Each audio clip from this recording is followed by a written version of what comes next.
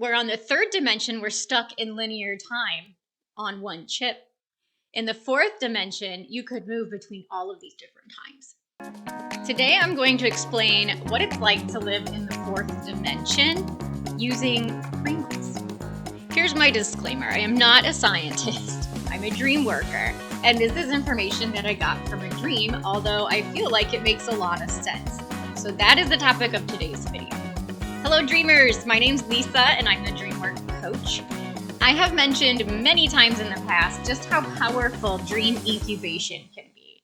Dream incubation is when you put a question out to the universe, into your dreams, you ask your dreams for an answer. So I had been watching some videos about all the different dimensions and specifically the fourth dimension.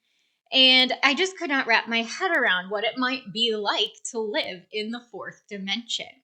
So quick backstory. The first dimension is basically like a dot. There's no length, width, anything. It's just a spot, like a spot on a piece of paper is how you would explain the first dimension. The second dimension has length and width. So the second dimension keeps getting explained as a piece of paper. So like the words on this page don't know at all what it's like to live off of this page because there's no depth, right? So when you add depth, that's when we're in the third dimension. So we are in the third dimension, all of us. We have length, width, and depth to us, and we can walk around freely within our own spaces, within this space. And then the fourth dimension adds on the element of time. So in the third dimension where we live, we experience linear time. So we can't time travel. We can't go back and forth in time. We're stuck in this timeline, marching on slowly to the beat of time until the day that we die. So that's where I'm like, I don't understand what it would be like. I'm really curious, what would it be like to actually be in the fourth dimension? And that's really not something that's easy to imagine. So I asked this to my dreams, and this is the dream that I got. It's actually quite an interesting dream, and it put me right in the middle of it. So in this dream, there was this booming, loud, galactic voice speaking through a man. There were big forces at play here. I could feel it. And this man was dressed all in black. He was like enshrouded in darkness. And he wasn't evil, but he was extremely intimidating, almost like he was from a higher dimension. And so at the same time, I'm hearing this voice come out of this man, this deep galactic voice. At the very same time that that's happening, I'm also experiencing this other reality where I am trying to rescue a boy from getting hit by a car. So this is the scenario I find myself in. I keep living the same moment over and over and over with every possible outcome. So in one scenario, I'm inside this house and I look out the window and I can see this car coming and the boy walking towards the road. I ran outside to try to save him before he gets hit by this car, and I can sense many different outcomes all playing out at the same time. So in one outcome, I'm able to grab him. The weather's beautiful. There's no other forces at play. And I'm able to grab this boy from the road before the car comes and everything's fine. In another outcome that I'm seeing play out at the same exact time, I don't get there in time and the boy actually gets hit by a car. In another outcome, I get hit by a car. And then in yet another outcome, the weather is terrible and it's raining and storming and I don't even see the car at all and the whole thing just plays out without my involvement whatsoever. So all of this is happening to me all at one time. And I'm starting to realize this is the fourth dimension. This is where every possible timeline is converging all at once. And this is all happening simultaneously while I'm still in the presence of this dark figure with the galactic booming voice. And there are other people there too by now. And they're all a little bit different. They all just seem and feel a little bit different than, standard human beings. They were a little less relatable than normal people. And they also moved differently too. Like one guy mentioned something about going to the bathroom and then he just disappeared in a blur and was gone. And so I'm musing about all of this as all of this is happening all at one time. And I'm like, oh, so that's the key.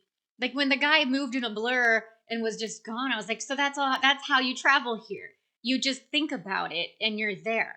That guy just thought about the bathroom and then he was there. And from my perspective, watching him do this, he disappeared into a blur. And I'm just sitting there like thinking about all of this. And then it was explained to me with none other than Pringles. It was explained to me that each reality is like a Pringle, flat and slightly curved. You could look at this as the third dimension. This chip is a 3D chip. It has height, width, and depth. So think about this as a representation of the third dimension. Each one of these chips represents the same space, but in different times. So as I'm out there trying to rescue this boy from getting hit by a car, I am moving through the same space at all these different times simultaneously. So you can stack these chips as many as you want because they're infinite. These are all of your infinite parallel lives all stacked on top of each other. And the time is always now, right? So you hear this is now, right here is now. And then this is now, and then this is now, and then this is now, and then this is now. And you just keep going on, right? But you're living all of this all at one time. These are all stacked timelines. So in the fourth dimension, you could move easily between these. Where on the third dimension, we're stuck in linear time on one chip. In the fourth dimension, you could move between all of these different times. So as far as my dream goes about trying to rescue the boy and feeling every possible outcome at the same time, they used this to explain to me how that was possible. It's how I could witness different outcomes of the same scene playing out in the same space, but in different timelines. So in this way, I could experience every possible life all playing out at the same time. And I could move between them if I wanted to. There were infinite Pringles, infinite ways of being. Some in parallel worlds where there are completely different laws of physics. Some where I'm a completely different person. Some where I'm a tree or a rock or a drop of water. But it's all playing out right now. So in one chip, it's the 1400s. In one chip, it's 1995. In another chip, I'm sitting here at my computer talking about the fourth dimension using potato chips. So anyway, in this dream, while all of this was happening, I didn't really think any of it was extra special. It just was. So I actually got my answer to my question on what's it like to live in the fourth dimension. Because I imagine if you were actually living in the fourth dimension, you wouldn't think it was anything special either. It just is.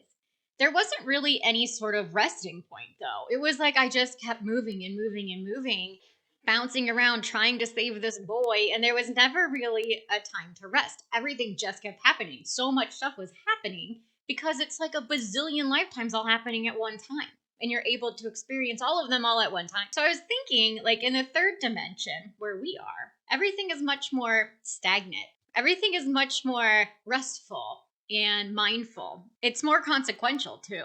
I mean, we only get one shot to do everything. The fourth dimension, as it was shown to me in a dream, really felt like a dream. I think we dream in the fourth dimension. It explains how in dreams we can be someone completely random or somewhere with completely different laws of physics. So we'll be in one place at one point and then be somewhere else doing something completely random somewhere else. It's a lot like how this dream was. So in summary, after my adventure to the fourth dimension, I am very happy to wake up here in the solid 3D world that we all live in. I can have a 2-hour cuddle with my dogs and not be consumed with all of the information of everything that I'm doing in all of these infinite stacking parallel realities. I mean, Facebook's bad enough, right? I can, however, see a definite value in being able to tap into the fourth dimension while we're dreaming. If we're able to see every possible outcome while we're in the fourth dimension, maybe there's a way for us to choose the one that we want to play out here. I actually wonder if we don't do this all the time and just don't realize it. Because I've had quite a few other reality creating type dreams that really feel really real. And now that I had this one, they feel very fourth dimensional. So anyway, that's my first-hand experience of the fourth dimension in a dream and my explanation that I was given about how it all works with Pringles. So how about you? Have you ever experienced the fourth dimension? Do you have a different way of explaining it? If so, please let me know in the comments below. As always, if you like this video, please hit the like button and subscribe and ring the bell so you never miss a new video upload. Until next time, happy dreaming!